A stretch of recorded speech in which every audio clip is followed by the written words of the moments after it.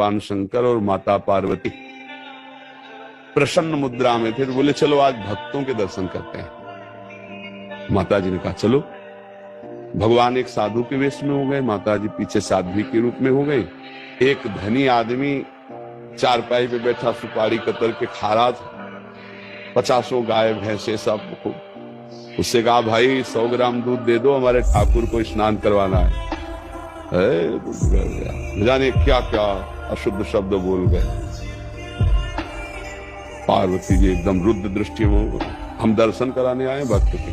पहले धूप का कष्ट सहले तो छाया का सुख मिलता है, पहले आप भक्त के दर्शन करो तब तुम्हें भक्त के दर्शन कराएंगे। हटे भगवान शिव और कहा हे भगवान श्री हरि, इसके पास जितनी संपत्ति है इससे और 100 गुना इसकी बढ़ जाए।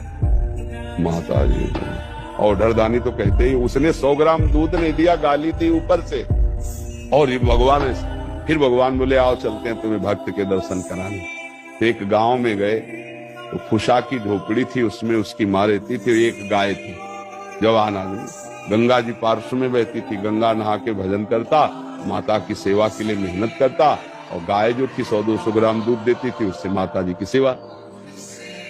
भगवान शिव गए भैया ठाकुर जी की सेवा के लिए 100 ग्राम दूध।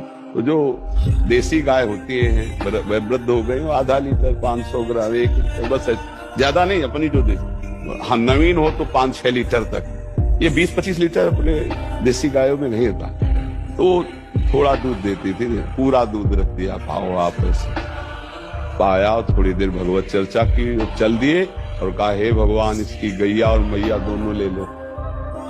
अंबा जी को अब नहीं रहा गया, बोले जो 100 ग्राम दूध ले दिया उसको 100 गुना संपत्ति दे दी। ये हिसाब भाई समझ में नहीं आया।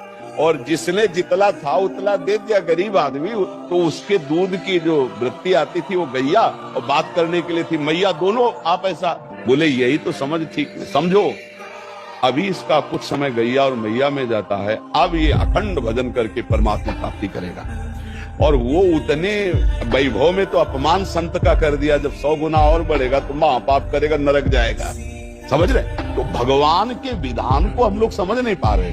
अगर हमें भगवान नहीं दे रहे तो जरूर हम पर कृपा कर रहे हैं, ऐसा हमें मानना चाहिए। नाम जप करो, दूसरों की सेवा करो, तभी आप ये भक्ति का रास्ते समझ पाओगे।